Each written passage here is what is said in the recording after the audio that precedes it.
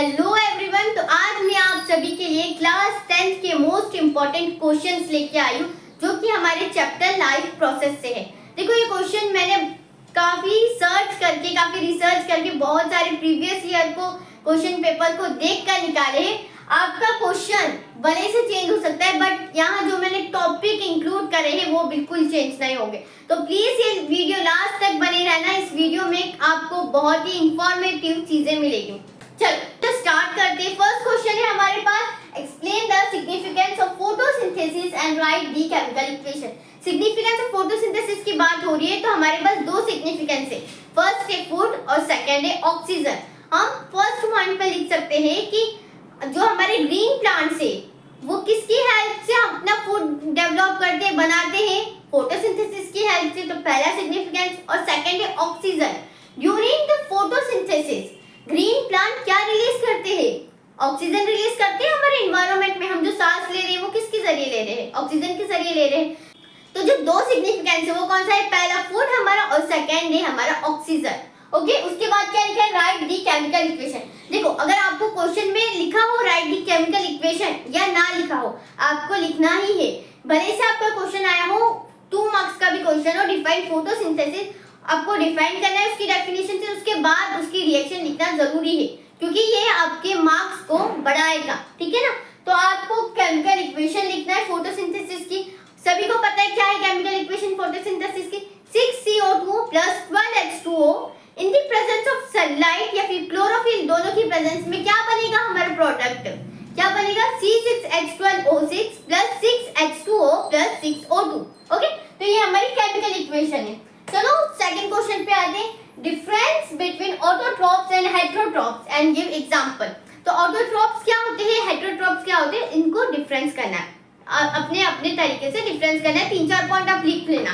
First point हम लिख सकते हैं कि ऑटोट्रॉप्स ऐसे ऑर्गेनिज्म है जो कि अपना खाना खुद बनाते हैं। ऑटो मतलब क्या? सेल्फ, ट्रॉप्स मतलब नरिश्ड, सेल्फ नरिश्ड करते हैं, वो क्या हो गए? ऑटोट्रॉप। हेटेरोट्रॉप जो कि अपने फूड के लिए दूसरों के ऊपर डिपेंड है या फिर ऑटोट्रॉप्स के ऊपर डिपेंड है, उसको क्या बोलेंगे हम? हेटेरोट्रॉप।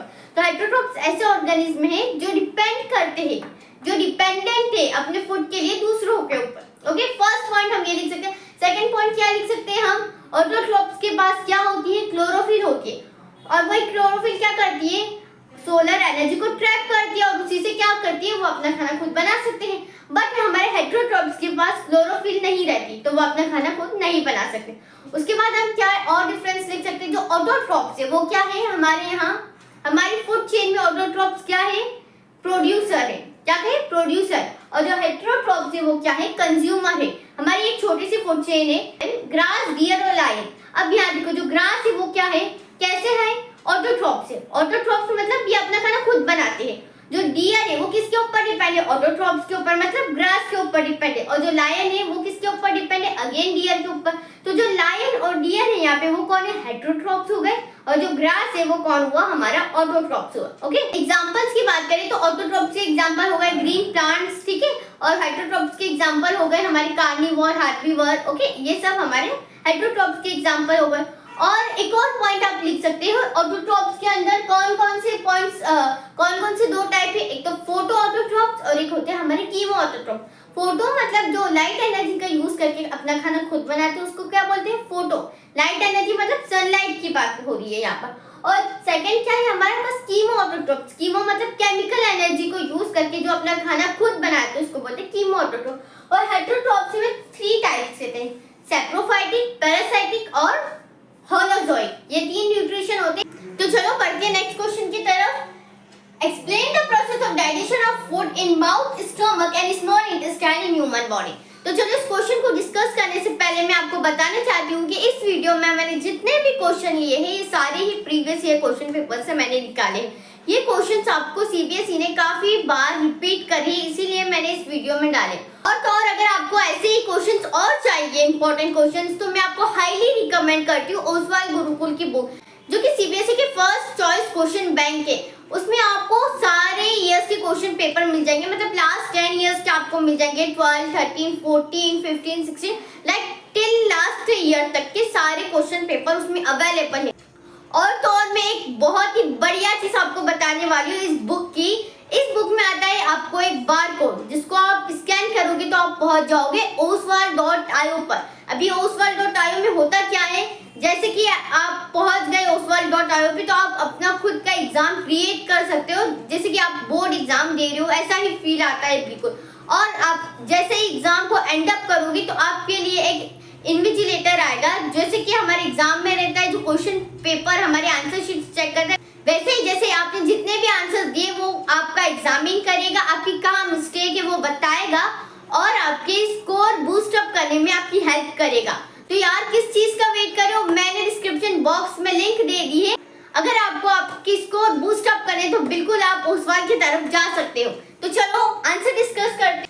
फूड का डाइजेशन पहले माउथ में होता है, फिर स्टमक में और फिर स्मॉल इंटेस्टाइन में, इसको डिस्कस करना है। तो माउथ में जब डाइजेशन होता है तो दो तरीके से होता है, एक तो मैकेनिकल डाइजेशन जो कि हम चीव करके करते हैं, जो हम चबाते हैं खाना, पहले हम तोड़ते किससे है, हमारे तित से, क्या करते चीव करते हैं। और जो केमिकल डाइजेशन वो क्या है, जो सलाइवरी ग्लैंड प्रेजेंट है हमारे माउथ के अंदर, वो क्या रिलीज करता है, सलाइवा। और सलाइवा क्या करता है, सलाइवा में ही क्या, सलाइवरी अमाइल एसिड, वो किसका ब्रेक डाउन करेगा, कार्बोहाइड्रेट का ब्रेक डाउन करेगा ऑब्वियसली। जो केमिकल डाइजेशन है वो सलाइवरी ग्लैंड से होगा और जो मैकेनिकल डाइजेशन है वो चीविंग से होगा। देन हम स्टोमक की बात करें, स्टोमक में डाइजेशन कैसे होता है, स्टोमक में प्रेजेंट है गैस्ट्रिक जूस, और गैस्ट्रिक जूस में तीन चीज प्रेजेंट रहती है, mucus, hydrochloric acid and the third one is pepsin. Pepsin क्या करता है, प्रोटीन के डाइजेशन में हेल्प करता है, और उसको चाहिए क्या, पेप्सिन को डाइजेशन के लिए चाहिए एसिडिक एनवायरनमेंट, वो एसिडिक एनवायरनमेंट में ही प्रोटीन का ब्रेक डाउन करेगा, उसको डाइजेस्ट करेगा। बट ये एसिडिक एनवायरनमेंट आएगा कहाँ से, हाइड्रोक्लोरिक एसिड की वजह से। क्या एसिड जो है हाइड्रोक्लोरिक एसिड है वो क्या है, एक तरह का एसिड है जो कि क्या करेगा, पेप्सिन को एसिडिक एनवायरनमेंट प्रोवाइड करेगा ताकि वो एक्टिव हो, उसके वर्क के लिए एक्टिव हो। उसके बाद आ गया हाइड्रोक्लोरिक एसिड का और क्या काम है, हाइड्रोक्लोरिक एसिड और क्या करता है, सबसे पहले तो उसने पेप्सिन को एक्टिवेट किया एसिडिक एनवायरनमेंट देके, और जो सेकंड काम है वो क्या है, बैक्टीरिया को किल करना। अगर आपके फूड के अंदर कोई भी तरीके का बैक्टीरिया है तो वो कौन किल करता है, हमारा हाइड्रोक्लोरिक एसिड। अब ये जो हाइड्रोक्लोरिक एसिड है वो एक तरह का एसिड है, इससे अगर हमारे स्टोमक की इनर लाइनिंग खराब हो गई तो उसके लिए म्यूकस है ना, म्यूकस क्या करता है, it protects the inner lining of stomach, it protects the inner lining of stomach from hydrochloric acid. ठीक है, तो हमने क्या पढ़ा था, गैस्ट्रिक जूस में तीन चीज है, पेप्सिन जो कि प्रोटीन का डाइजेशन करा, हाइड्रोक्लोरिक एसिड जिसके दो फंक्शन थे, एक तो पहला फंक्शन जो कि एसिडिक एनवायरनमेंट प्रोवाइड करना और सेकंड बैक्टीरिया को किल करना, और म्यूकस जो कि प्रोटेक्ट करता है inner lining of the stomach. ठीक है, तो फिर डाइजेशन स्मॉल इंटेस्टाइन में कैसे होती है, देखो स्मॉल इंटेस्टाइन में हम दो चीज से डाइजेस्ट करते हैं। सबसे पहले जो पैनक्रियास है वहां से क्या निकलता है, पैनक्रियाटिक जूस, तो वहां से जूस में बहुत सारे एंजाइम होते हैं जिससे एक डाइजेशन होता है। And the second one is liver, क्या करता है, बाइल जूस सीक्रेट करता है। ठीक है, और उसके सिक्रेशन से बाइल जूस करता है क्या है, इमल्सिफिकेशन ऑफ फैट, जो फैट है हमारे फूड के अंदर उसको क्या कर देता है, इमल्सिफाइड कर देता है, इमल्सिफिकेशन करता है इनटू टाइनी ड्रॉपलेट्स में, फैट के टाइनी ड्रॉपलेट्स में ये क्या कर देगा, इमल्सिफिकेशन कर देगा। देखो तो नेक्स्ट क्वेश्चन क्या है, list the event that occur during the process of photosynthesis, explain the role of stomata. सबसे पहले हमको लिस्ट करना है कौन कौन से इवेंट हमें फोटोसिंथेसिस के दौरान होते हैं। तो सबसे पहले होता क्या है, light energy is absorb by the chlorophyll, chlorophyll के दौरान क्या होती है, लाइट एनर्जी एब्सॉर्ब होती है, फर्स्ट पॉइंट, फर्स्ट। सेकंड क्या होता है हमारा, light energy get converted into chemical energy and splitting of water molecule, ये क्या हुआ हमारा सेकंड हुआ। वाटर मॉलिक्यूल्स का फार्मूला क्या है, H2O। ठीक है, अब ये स्प्लिट होगा तो किस में स्प्लिट होगा, हाइड्रोजन और ऑक्सीजन में। ठीक है, H का हाइड्रोजन आ गया और O का ऑक्सीजन आ गया, हमारे पास स्प्लिट हो गया। जो ऑक्सीजन है वो क्या करेगी, प्लांट बाहर दे देगी हमें, हम जो ऑक्सीजन ले रहे हैं वो वही तो ऑक्सीजन है, और जो हाइड्रोजन है वो क्या करेगी, CO2 जो कार्बन डाइऑक्साइड हमने ली थी, जो प्लांट ने ली थी कार्बन डाइऑक्साइड, वो क्या करेगा, हाइड्रोजन और कार्बन डाइऑक्साइड मिलकर क्या करेंगे, कार्बोहाइड्रेट बना लेंगे। ठीक है, तो जो थर्ड प्रोसेस वो क्या है, reduction of CO2 carbon dioxide to carbohydrate, reduction हुआ ना कार्बन डाइऑक्साइड का, रिडक्शन मतलब क्या, एडिशन ऑफ हाइड्रोजन, तो यहाँ क्या हुआ, CO2 ने क्या करा था, स्प्लिटिंग जो हुई थी वाटर, उसका H को लेकर क्या बनाया था, कार्बोहाइड्रेट। तो हो गया reduction of carbon dioxide to carbohydrate, ठीक है ना। ये तीन चीज हमें एनलिस्ट करनी है यहाँ पर। उसके बाद explain the role of stomata. Stomata का रोल क्या है, एक्सचेंज ऑफ गैसेस का, ये भी आपको लिखना है। देखो तो नेक्स्ट क्वेश्चन क्या है, draw the flow chart to show breakdown of glucose of various pathway. हमें ग्लूकोज का ब्रेकडाउन हो रहा है किस किस पाथवे से, उसको फ्लो चार्ट के जरिए बताना है। तो सबसे जब ग्लूकोज का ब्रेकडाउन होता है, अगर प्रेजेंस ऑफ ऑक्सीजन के प्रेजेंस में ये ब्रेकडाउन हो रहा है, तो वो कहाँ होगा, माइटोकॉन्ड्रिया में। और हमें मिलेगा क्या, CO2, H2O और एनर्जी हमें मिलेगी। बट अगर एब्सेंस ऑफ ऑक्सीजन में अगर ग्लूकोज का ब्रेकडाउन हो रहा है, अगर ग्लूकोज का ब्रेकडाउन एब्सेंस ऑफ ऑक्सीजन में होता है, तो हमें क्या मिलेगा, ethanol plus CO2 plus energy. और अगर लैक ऑफ ऑक्सीजन में अगर ग्लूकोज का ब्रेकडाउन होता है, तो वो कहाँ होगा, हमारे मसल के सेल्स के अंदर। तो उसमें क्या मिलेगा, हमें लैक्टिक एसिड प्लस एनर्जी, ठीक है। तो ये तीन पाथवे हमें फ्लो चार्ट के जरिए बताना है। थर्ड क्वेश्चन है, अगेन जो नेक्स्ट क्वेश्चन है वो क्या है, describe the structure and function of nephron with diagram. Nephron का डायग्राम पहले आपको बनाना है, स्ट्रक्चर उसको समझाना भी है कि सबसे पहले क्या बना, बोमेन्स कैप्सूल बना, फिर जो ट्यूब्यूल्स निकले हैं, कलेक्टिंग डक्ट, ये पूरा आपको स्ट्रक्चर बनाना है। और उसके बाद उसका क्या फंक्शन है वो बताना है, नेफ्रॉन का क्या फंक्शन है वो बताना है आपको। नेफ्रॉन ही क्या, सबसे पहले structure and function unit of kidney, ठीक है ना, वो बताना है हमको। उसके लिए आर्टरीज और वेन का डिफरेंस देखेंगे। तो आर्टरीज और वेन की पहले आपको डेफिनेशन लिखनी है। आर्टरीज में क्या होता है, ये ऐसी ब्लड वेसल है which carry blood away from the heart, ठीक है। इसी तरह वेन की डेफिनेशन लिखते हैं। उसके बाद आर्टरीज और वेन का डिफरेंस आपको बताना है।